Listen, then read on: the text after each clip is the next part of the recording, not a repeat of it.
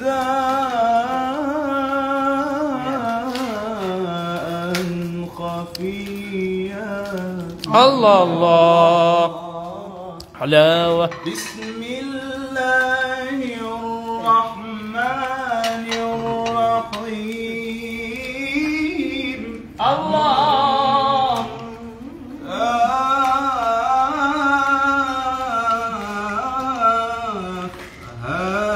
يا عين صاد ذكر رحمة ربك عبده زكريا.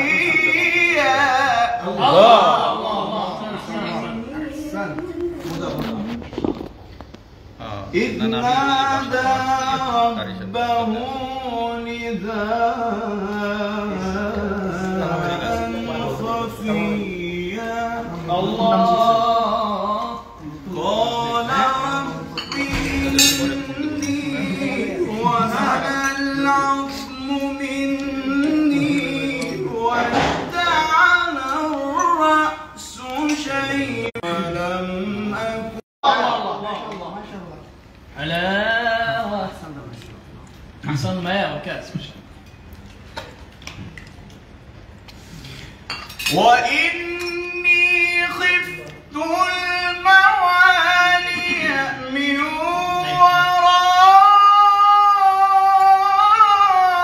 ورائي وكانت امرأتي عاقرا فهب لي من لدنك وليا.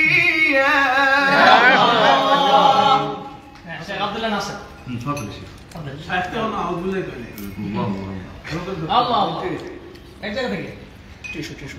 يرثني ويرث من آل يعقوب.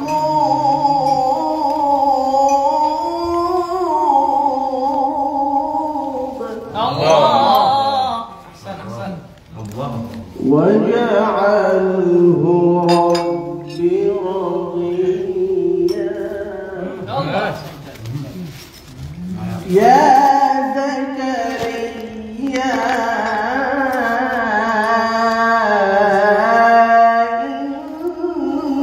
إنا نبشرك بغلام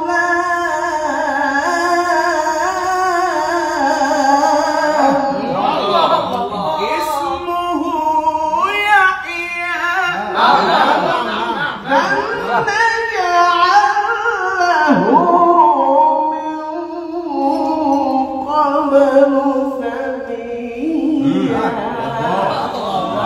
داعية داعية ما شاء الله داعية. يا زكريا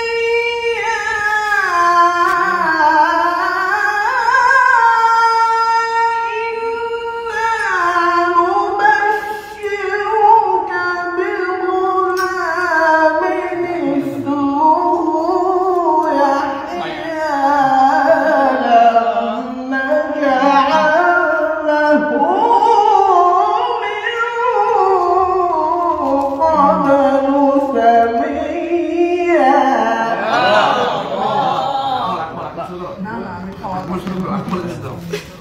بسم الله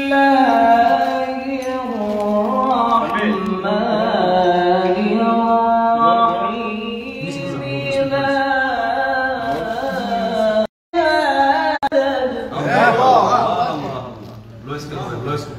وأنت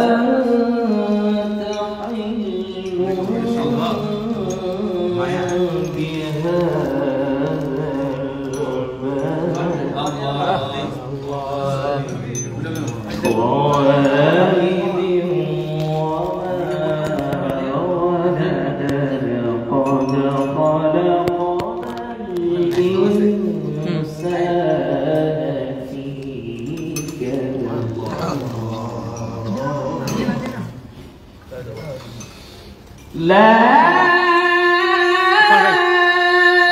أقسم بذات البلد وأنت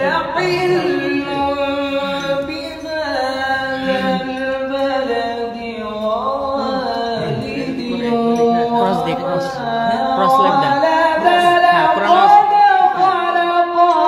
Pronounce educated. I pronounce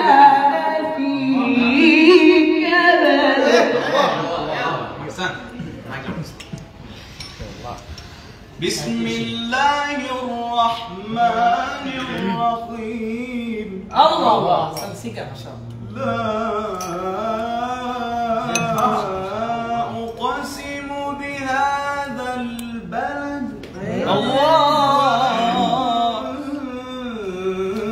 تحل بهذا البلد ووالد وما ولد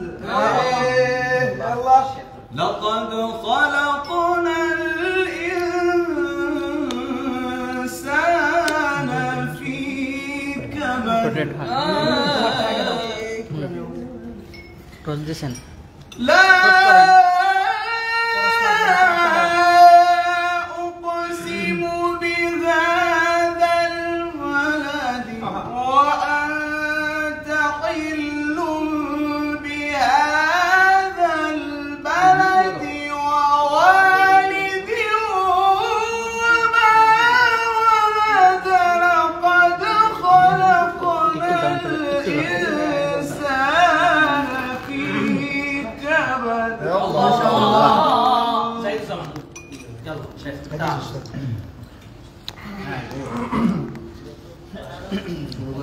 Sound system there.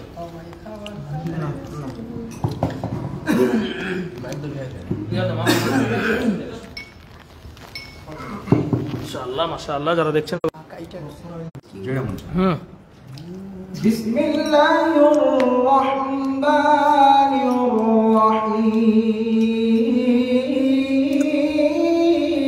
الرحيم الله الله احسن الشاد لا أقسم بهذا البلد وأنت حل بهذا البلد الله ووالد وما ولد لقد خلقنا الإنسان في كبد أيحسب أن لن يقدر عليه أحد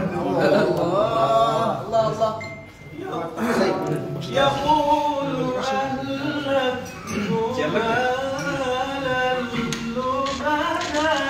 الله الله الله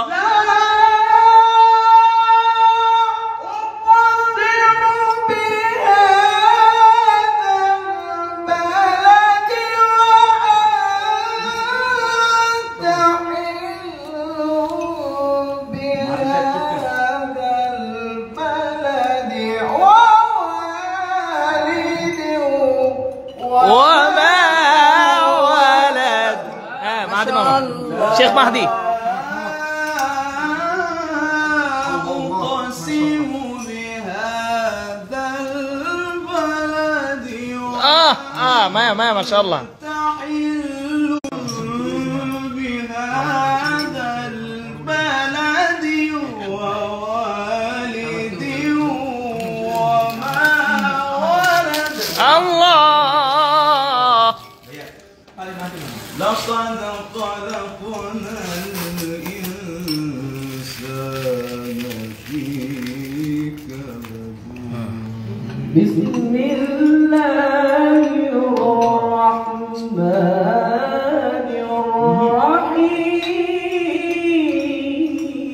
الرحيم الله الله قرد ما شاء الله جميل القرد ما شاء الله لا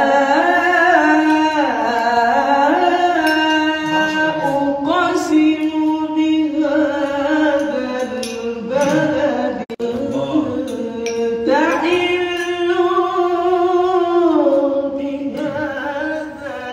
আহসানুল মায়া আল্লাহ আল্লাহ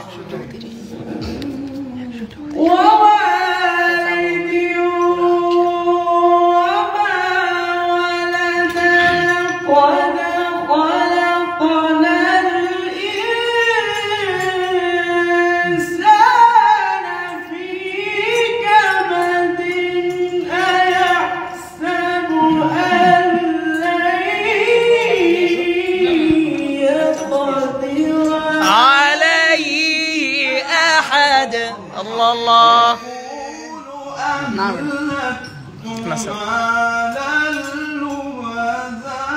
الله الله الله الله يحسب أن لم يره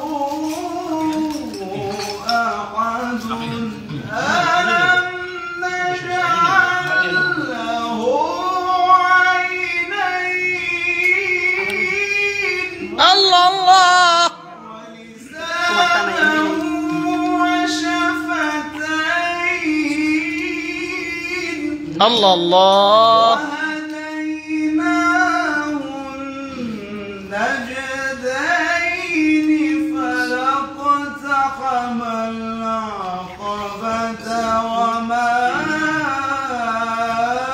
أدراك ما العقبة الله الله نصر ألم نجعل له عينين هاي سكيل جواب جواب ألم نجعله عينين ولسانا وشفتين وهديناه النجدين فلاقتحم العقبة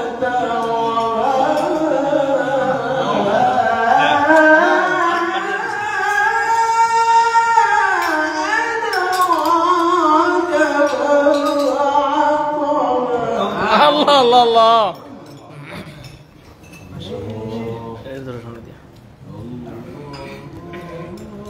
بسم الله الرحمن الرحيم والشمس وضحاها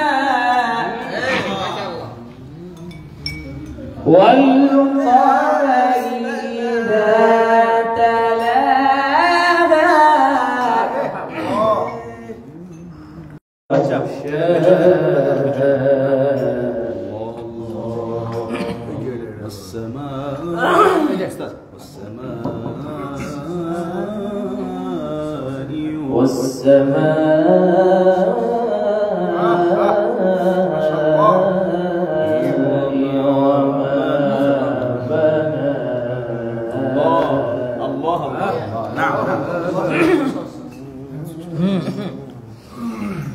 والقمر إذا تلاها والنهار إذا جلاها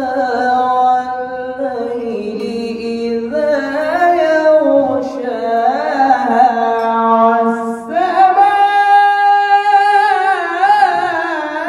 والسماء وما بناها والشمس وضحاها والقمر إذا تلاها والنهار إذا الله الله الله والليل إذا يغشاها والسماء وما بناها الله الله সম্মানিত প্রিয় দর্শক, আমাদেরকে অনেক ভাইরা দেখতেছেন। আসলে আজকে আমরা এসেছি আমাদের সকলের প্রিয় এবং ফরিদাবাদ মাদ্রাসার প্রধান কারি মরহুম কারি সাইদুর রহমান রহমতুল্লাহ আলাইহের সুযোগ্য সাহেবজাদা, আমাদের সকলের প্রিয় খবরের কাগজ খবরের কাগজে একটি জনপ্রিয় পত্রিকা রয়েছে এবং সামাজিক সাংবাদিকতার একটি যে মাধ্যম রয়েছে সেটার হেড অফ মার্কেটিং আমাদের সকলের প্রিয় মাসুদ ভাই, সালাম দেন। আসসালামু আলাইকুম। ওনার বাসাটা অনেক চমৎকার করে সাজিয়েছেন। ওনার বাসায় এই সুন্দর করে অনেক বড় একটি স্পেস খালি রেখেছেন শুধুমাত্র এই কারীদের মিলন মেলা বিভিন্ন সময় তিনি করবেন।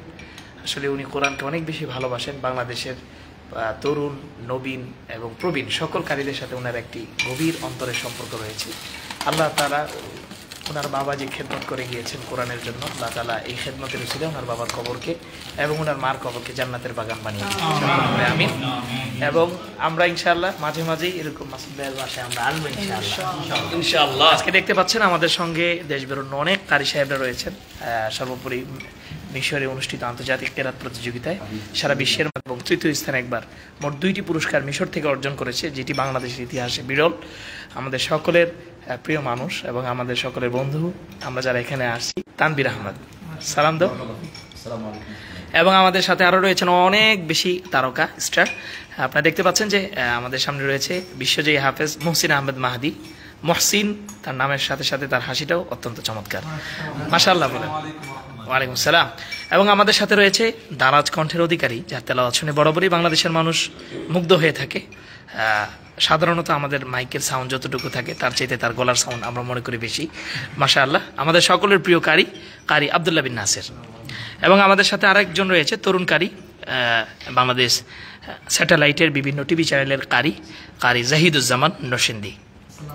এবং আমাদের সাথে আরও রয়েছেন বাংলাদেশ স্যাটেলাইট চ্যানেলের কারি এবং বিভিন্ন বাংলাদেশ সেনাবাহিনীর একজন সিনিয়র প্রশিক্ষক। হ্যাঁ, মিশরে যাবে ইনশাআল্লাহ আল্লাহ সারি কেরাত পড়ার জন্য, হাফেজ কারি মাহদি হাসান, সালাম দেন। এবং আমাদের সাথে আরও রয়েছে বাংলাদেশ সেনাবাহিনীর আরেকজন কেরাতের প্রশিক্ষক, একাধিকবার জাতীয় পুরস্কারপ্রাপ্ত কারি হাফেজ কারি নাইম ইকবাল। এবং আমাদের সাথে রয়েছে আরেকজন কারি হাফেজ, বিশ্বজয়ী হাফেজ আকবল আহমদ। আসসালামু আলাইকুম ওয়া রাহমাতুল্লাহি ওয়া বারাকাতুহু। ওয়া আলাইকুম আসসালাম ওয়া রাহমাতুল্লাহ। এবার অনেক বেশি কমেন্ট আসতেছে, আকমল ভাইয়ের কেরাত চাই। এবার কেন শুনাইতে হবে আকমলকে? মাইকটা কই? أعوذ بالله من الشيطان الرجيم. بسم الله الرحمن الرحيم.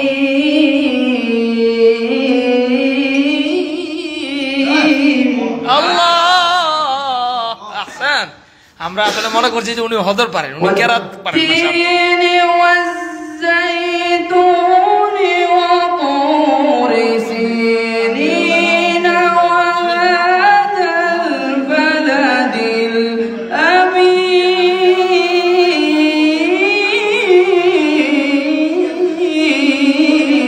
আল্লাহ, সবাই মিলে আমরা একসাথে ওয়াত্তিনি والزيتون وطور سينين وهذا البلد الأمين. الله الله الله ما شاء الله. এখন কারি চালা ভাই, টান দাও। আকমল মাশাআল্লাহ, সে ভারতে এবং ইরানে, সৌদি আরবে গিয়েছে। প্রিয় ভাইয়ের জন্য দোয়া চাই। এবং বাংলাদেশের সিনিয়র প্রশিক্ষকের দায়িত্ব পালন করেন, বিভিন্ন প্রশিক্ষণ, বিশেষ করে মাহাদুর তালহা বাংলাদেশের। ধরেন ইনশাআল্লাহ। وجعلنا الليل والنهار آيتين. আল্লাহ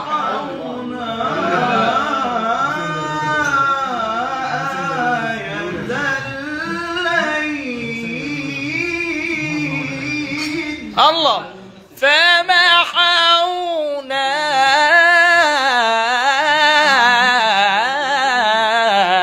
آية الليل وجعلنا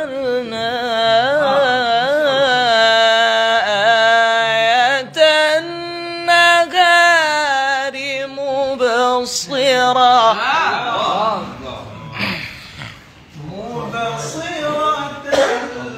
حجاز. فضلا من ربكم ولتعلموا عدد السنين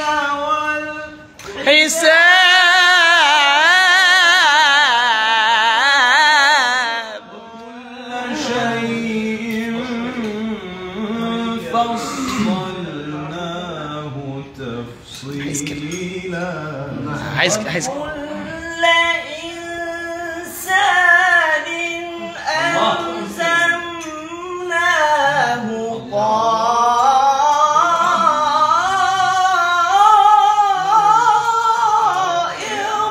هو في عنقي ونخرج له يوم القيامة كتابا يلقاه منشورا اقرأ كتابك كفى بنفسك اليوم ما عليك حسيبا. الله الله الله الله. مبصرة لتبتغوا من ربكم ولتعلموا عدد السنين والحساب وكل شيء فصلناه تفصيلا. আল্লাহ আল্লাহ। কারি নূর সাহেব দামাত বরকাতুহু আমাদেরকে দিয়েছেন। আসসালামু আলাইকুম। আমরা আপনাকে মিস করতেছি। বাংলাদেশে আসলে অবশ্যই আমরা এরকম একটি হাফলার আয়োজন করবো ইনশাআল্লাহ। وكل إنسان ألزمناه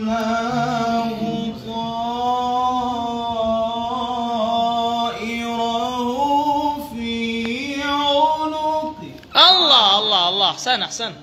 ونخرج له يوم القيامة كتابا يلقاه منشورا আল্লাহ ونخرج له يوم القيامة كتابا يلقاه منشورا اقرأ كتابك كفى بنفسك اليوم وما عليك حسيبا. الله الله الله الله الله. ونخرج له يوم القيامة كتابا يلقاه منشورا الله. اقرأ إيه. كتاب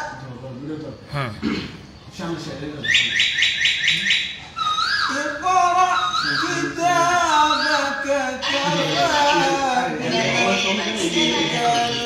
يوم عليك حسيبا.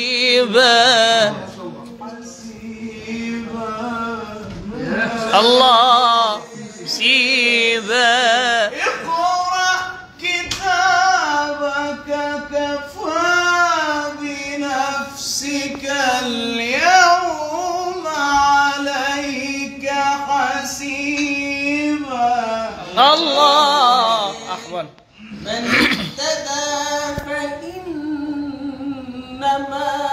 يهتدي لنفسه ومن ضل فإنما يضل عليها الله. لا تزر وازرة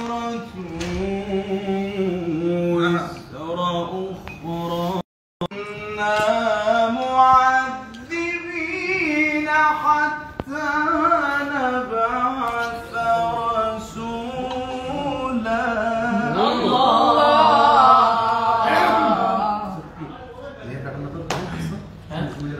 وإذا من اهتدى فإنما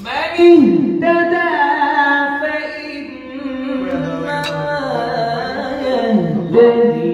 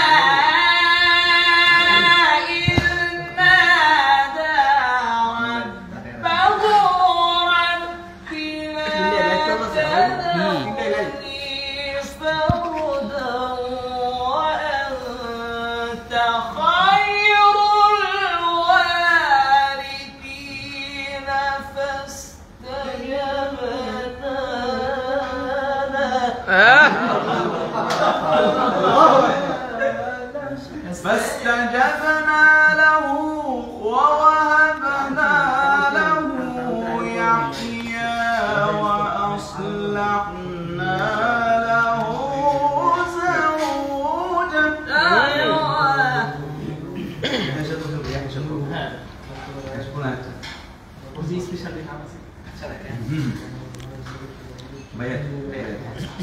والمؤتفكة أهوى فغشاها ما غشا فبأي آلاء ربك تتمارى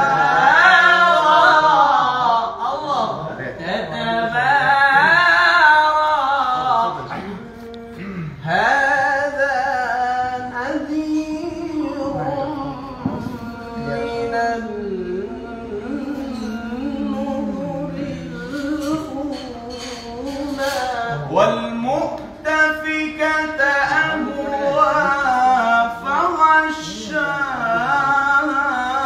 ما غشا فبأي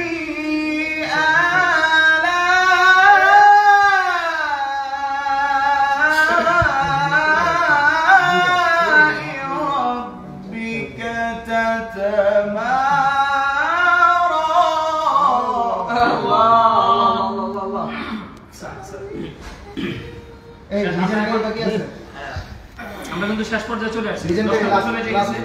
আমাদের অনেক রাত হয়ে গেছে, আমরা আবার বিভিন্ন জায়গায় যাবো। ইনশাআল্লাহ আমরা একটু কথা নেব। বাংলাদেশের সব কারিগর, তরুণ সব কারিগরকে আমি এক প্ল্যাটফর্মে দেখতে চাই। এত করে এটা আসলে অনেক ভালো। যত বেশি ঐক্য হবে তত বেশি কোরআনের ক্ষেত্রে আমাদের ভাইজান সবসময় আমাদের তরুণদেরকে সবসময় তিনি অনেক বেশি রেসপেক্ট করেন, মহব্বত করেন এবং বিভিন্ন সময় বিভিন্ন পরামর্শ তিনি দিয়ে থাকেন। আমরা এখন আমাদের মাসুদ ভাই থেকে একটু কথা নেব। মাসুদ ভাই একটু বলেন। আসসালামু আলাইকুম ওয়া রাহমাতুল্লাহি ওয়া বারাকাতুহু। আমি অত্যন্ত আনন্দিত এবং সম্মানিত বোধ করছি যে তোমরা আমাকে এত সম্মান দিয়েছো। আমি আমার ক্ষুদ্র পরিসরে তোমাদেরকে আমি দেখেছি এবং সবাইকে তোমরা আমার বাসায় এসেছো এবং বাসায় এসে আমাকে ধন্য করেছো। তুমি সকলের প্রতি আমার কৃতজ্ঞ ভাবনা এবং সবাইকে আমি শুভেচ্ছা জ্ঞাপন করছি। আর সবচেয়ে বড় কথা হলো তোমাদেরকে আনার পিছনে একটা উদ্দেশ্য আছে। উদ্দেশ্যটা হলো আগামী 28 মে আমার আব্বার মৃত্যুবার্ষিকী। আমি আমার কাজের প্রয়োজনে আসলে দেশের বাইরে যাচ্ছি। দেশের বাইরে যাওয়ার কারণেই প্রতি বছরই আমি হয় 28 তারিখের আগে অথবা 28 তারিখের পরে একটি প্রোগ্রাম করি, ঢাকাতে করি এবং আমার দেশের যে গ্রামের বাড়িতেও করি। যেহেতু আমি বাংলাদেশে থাকছি না, সেক্ষেত্রে মনে হলো যে আজকে শুক্রবার দিন, পবিত্র দিন, এই দিনে যদি সবাইকে নিয়ে একটু দোয়া করা যায় তো আমার মনে যেমন ভাল লাগবে। এই জন্য পাশাপাশি আমার বড় ভাই এবং আমার ভগ্নিপতি, একমাত্র ভগ্নিপতি, তাকেও বলেছি, আমার ভাই যে আছে তাকে বলেছি, আর যে ভাইরা আছে বাইরে একটু দূরে আছে ঢাকার বাইরে, এই জন্য সঙ্গত কারণেই সবাইকে চাকরি করে আসতে পারেনি। তো আজকের বিশ্বে এই দিনে আসলে সবার কাছে দোয়া চাই যেন আল্লাহ রাব্বুল আলামিন আমার আব্বা এবং আম্মাকে যেন উদ্বাসী করেন এবং তাদের যে ভুল ত্রুটি যা ছিল বা তারা ভুল ত্রুটি কিছু করে থাকলেও সেটাও আমি মনে করি যে আমাদের এই সবার দোয়ার মাধ্যমে সেটা ইনশাআল্লাহ আল্লাহ তাআলা মাফ করে দিবেন। বিগত দিনে আমি আসলে আব্বার মৃত্যুর পরে যে প্রতি বছরই আসলে আমি প্রোগ্রাম করি এবং সব কারিগরকে নিয়েই করি। আমি আসলে যেহেতু আব্বা কারিগ ছিলেন এবং আব্বার সাথে যারা ছিলেন তারাও গত হয়ে গিয়েছেন, সবার জন্যই দোয়া হয়। পাশাপাশি আব্বার রেখে দেওয়া যে ছাত্র যারা আছে, বিশেষ করে আমি নাম বলি নাজমুল কারি, নাজমুল হাসান, কারি জহুরুল ইসলাম, কারি বাতিক আহমেদ, কারি আরিফুর রহমান থেকে শুরু করে অসংখ্য কারি যারা আব্বার কাছে আসছেন, আব্বার কাছে পুরস্কার নিয়ে এসছেন, এই সকল দিক আমি আসলে মাথায় রেখে এবং তাদের সাথে আমার আজ অবধি কিন্তু সম্পর্কের কোনো অবনতি হয়নি এবং আমি চেষ্টা করছি সবার সাথে একটা ভালো সুসম্পর্ক রেখে এই জিনিসটাকে আসলে ধরে রাখা। এবং আপনারা যারা আছেন তরুণকারী, আমি আসলে আপনি বলি আবার তুমি বলি দুটোই, কারণ আসলে বয়সে আপনারা অনেক ছোট হবেন। আমি চাই আসলে এই যে মিলনটা জুনিয়র এবং সিনিয়রদের মধ্যে এই বিধাভেদটা আমি রাখতে চাচ্ছি না। আমি চাচ্ছি যে সবাই একটা প্ল্যাটফর্মে আসবে, সবাই তো কোরআনের খেদমত করে, যে যেখানে যায় সবাই কিন্তু কোরআন চর্চা করে। এবং এই যে বিশেষ করে তালহা, জাকারিয়া, তানভীর তো বিদেশে চলে গেল, অনেক পুরস্কার পেলো। আমি খুবই মানে আমার এতটা ভালো লেগেছে, আমি যখন যেদিন পুরস্কার আমি লাইভে ছিলাম আমি দেখেছি, মানে আমি এবং আমার কাছে মনে হয়েছে তানভীরের সাথে লাস্ট আমার দেখা হয়েছে কমলাপুর স্টেডিয়ামের ওখানে, তাই না? লাস্ট দেখা হয়েছে এবং তখন অনেক কথা কিন্তু বলছে। তো সেই ছেলেটা বিদেশ গেল, এরপরে পুরস্কার পেল এবং সেটা পরপর দুটো পুরস্কার সম্ভবত যেখান থেকে তারা শিখছে। এবং সেখানে আমি যতটুকু জানি, যদিও আমার বাড়িতে হারাকপুরা তো গিয়েছে, কিন্তু ওখানে ছিল মনে হয় ওই যে রাইট। তো এটা তাদের সান্নিধ্যে থাকা, তাদের সামনে তেলাওয়াত করা এটা অনেক বড় ব্যাপার। তো সেই জায়গাটা আমি তাদেরকে বলবো যে আগামী দিনে তোমার জন্য আরো অনেক অনেক ভবিষ্যৎ তোমার সামনে রয়েছে এবং আমি মনে করি একদিন বিশ্ব চ্যাম্পিয়ন হবে। হ্যাঁ, সেটা আমার জায়গা থেকে আমি আসলে সবার ক্ষেত্রে, তাদেরকেও আমি বলেছি, জাকারিয়াকে বলছি, জাকারিয়া যখন 2012 সালে যখন গেল সেই থেকে শুরু করে আজ পর্যন্ত আমার সাথে কিন্তু প্রতি বছরেই তার সাথে যোগাযোগ, এবং আমার বাড়িতে অনেকবার একাধিকবার কিন্তু তারাও যাওয়া শুরু করছে। ইনশাল্লাহ আপনারা সবাই যাবেন। আমি চাই যে সবাই এই জিনিসটা ধরে রাখবেন এবং এই পবিত্র কোরআন যাদের মধ্যে আছে, আমি মনে করি যে তারা খারাপ হতে পারে, তারা খারাপ পথে যেতে পারে এবং তাদের চিন্তা চেতনার মধ্যে কখনো খারাপ কোনো জিনিস আসার কথা না। তো আমি চাই যারাই সিনিয়র আছে, আমি সবাইকেই বলেছি, জয়েশ ভাইকে বলেছি, বলেছি, ফিরোজ ভাইকে বলেছি, সবাইকেই বলেছি, ইভেন কারি আহমদ ইউসুফ আল আজহারি, যিনি আমার বাড়িতে গত বছর গেছেন এবং তার সাথে আরো বিদেশি কারিগর গেছেন, বলেছি মাসুদ ভাই আমি তো চাই, এবং এটা আমি চাই যে সবাই একটা সুন্দর একটা জায়গা আসবে, যার যার মধ্যে করে সে কাজ করবে, কিন্তু আমরা একটা এক এবং আগুন থাকবো। তো সো ওই জায়গাটায় আমি সবাইকেই চাইবো ভালো একটা অবস্থান তৈরি করা, এবং সেই জায়গা থেকে আমরা সমস্ত বাংলাদেশের বাইরেও এই কোরআনের আশিক তৈরি হয়, কোরআনের হাফিজ তৈরি হয়, কোরআনের কারি তৈরি হয়। ইনশাল্লাহ আল্লাহ যদি কবুল করে আমরা আগামীতে আবার একদম একত্রিত হব। এবং শুধু এখানে নয়, আমি তো তালাকে বলেছি যে জাকারিয়া বলে যে সব তুমি একটা প্ল্যাটফর্ম করো, একটা জায়গায় আসো। নাজমুল ভাই তো আমি বলেছি যে আমার পক্ষে যা যা করা দরকার, যতটুকু আমার স্বাদ এবং সাধ্যের মধ্যে আছে ততটুকু করবো, কিন্তু বিভাজন এইটা হবে না। এটা করলে পরে মানুষ এখন যে সম্মানটা দেয় একটা পর্যায়ে সম্মান দিবে না। এবং এটা কিন্তু অতীতে যারা ছিল তারা কিন্তু অনেকেই এই জিনিসগুলো ভোগ করে গেছে, কেউ কারোটা প্রকাশ্যে, কারোটা অপ্রকাশ্যে দেখা যায়। তো আমরা চাইব যে যেখানে যেভাবেই থাকুক সম্মানের সাথে থাকুক, ভালোভাবে থাকুক, এবং আমরা মুরব্বী যারা আছে তাকে শ্রদ্ধা করব, ছোট যারা আছে তাকে স্নেহ করব। আমরা যেন এই জায়গাটায় কেউ কোনো ভুল না করি। ইনশাআল্লাহ আশা করি সবার সাথে আবার দেখা হবে, এবং আমার জন্য দোয়া করবেন। বিশেষ করে আজকে দোয়া হবে আব্বা আম্মার জন্য, এবং আমরা যারা আমার এই বিভূতি নিয়ে অসুস্থ আছেন, আমার বোন এখানে আছেন, বোন আসছেন, আমাদের অন্যান্য যারা ভাই বোনেরা যেখানে যে আসছে সবার জন্য দোয়া করবো। এবং বিশেষ করে আমাকে অল্প দিন তো এখন খুব বেশি মনে করে, খুব কষ্ট করে লেখাপড়া করেছে, অনেক কষ্ট করেছে। এই সুখ শান্তিটা আসলে তারা ভোগ করে যেতে পারে। আজকে হয়তো বেঁচে থাকলে কিছু একটা করতে পারতাম, ভালো কিছু না হোক অন্তত খুশিটা ওইভাবে করতে পারতাম। যদিও আমি আমার একটা তৃপ্তি তো অবশ্যই আছে, কারণ আমি মাকে নিয়ে হজ করেছি, আমরা মূল হজটা করতে পারিনি, সেখানে একটা তৃপ্তি আছে আমার। আমার একটা খেয়াল ছিল যে মা ছাড়া আমি হজ করব না। তো আল্লাহ তাআলা সেই জিনিসটা পূরণ করেছে, কারণ আমি নিজে হাত ধরে মাকে তওয়াফ করেছি। তারপর তো মেয়ে সুস্থ অবস্থা ছিল, নিয়ে এলো। তো সেই মা হয়তো জীবিত থাকলে আজকে আরো ভালো লাগতো। আব্বা হয়তো যে বয়সে মারা গিয়েছেন,